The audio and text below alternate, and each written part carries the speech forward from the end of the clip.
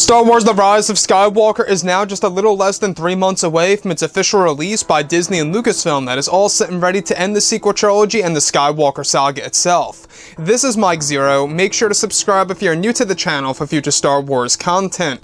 Now, the one thing about Episode 9 that a lot of fans around the world, including myself, am very much excited about is, of course, how this movie is all set and ready to connect to the prequels, the originals, and even, of course, other forms of canon material, such as the Clone Wars and Star Wars Rebels, while at the same exact time borrowing elements from Star Wars Legends, also known as the Expanded Universe, which really is very ambitious of J.J. Abrams to do something to that extent in order to really gravitate towards all different Star Wars fans around the world.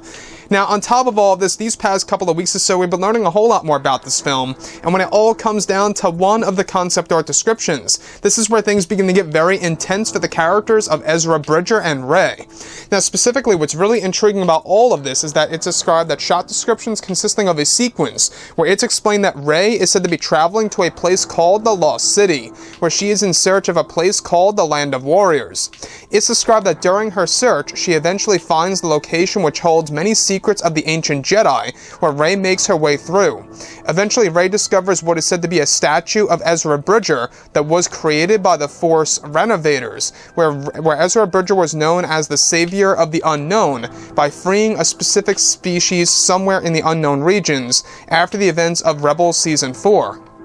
Now, it's described that within the statue, Rey is said to discover 3 key artifacts/relics related to Ezra Bridger that he once owned, one of which is said to be a staff that has ancient text written on it that glows in a gold color once Rey handles the staff in her left hand, and only activates with Force-sensitive individuals. Another of which is described to be the Jedi holocron of Ezra Bridger that he left behind, where many of his thoughts are said to be stored in there from during his time in the unknown regions. And lastly, it's described that Rey comes across the Journal of Ezra Bridger, where one of the passages explains that Ezra Bridger had once connected with Anakin Skywalker's Force Ghost, and that Anakin was the one responsible to guide Ezra to find his way out of the unknown regions. So let's go over a couple of parts about this and as to why this is brilliant by J.J. Abrams, and explains as to why he had a lot of discussions with, of course, Dave Filoni. Now, Dave Filoni, by the way, is really a very inspiring guy because he always loves Star Wars lore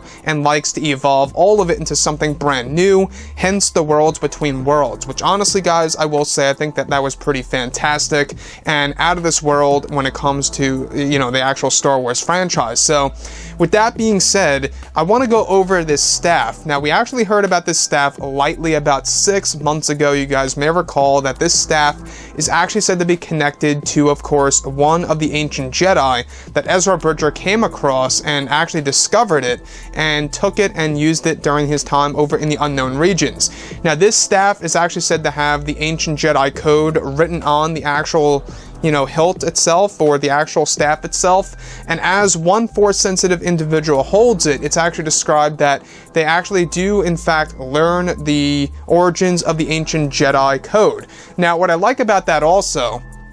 is that, of course, this new relic that once belonged to Ezra Bridger, his staff, if you will, is, of course, going to be explained in future canon material in 2020, which is when we're going to get a lot of books, novels, comics, you name it, that's going to truly expand many of the Star Wars characters from, of course, the TV series and, of course, the movies, you name it. Now, the other piece that I do want to go over, which further confirms that Disney and Lucasfilm are just trying to really get holocrons pretty much just as recognizable as lightsabers and kyber crystals, is that, of course, Rey eventually comes across one of the Jedi relics that once belonged to Ezra, and that is, of course, his holocron. But it's not just the holocron that stands out to me, it's, of course, the journal. And inside that journal, there is indeed a passage that Rey reads and learns about, and we are actually going to learn more about that as well in the novelization of The Rise of Skywalker, is that in the unknown regions, the reason as to why Ezra Bridger was able to get out of there is because of the guidance from Anakin Skywalker's Force Ghost when he connected with Ezra Bridger during his time over in the Beyond. Now, the Beyond, by the way, is said to be the very middle point of the unknown regions and is said to be the most powerful Force nexus there is in the entire galaxy. So you can only imagine what it was like for Ezra Bridger to go over to the unknown regions with Thrawn, pretty much involuntarily. We do know that they went over there on accident, you know, because they didn't really know where they were going when they were jumping the hyperspace, and that's exactly where they ended up going, which really does bring one to question as to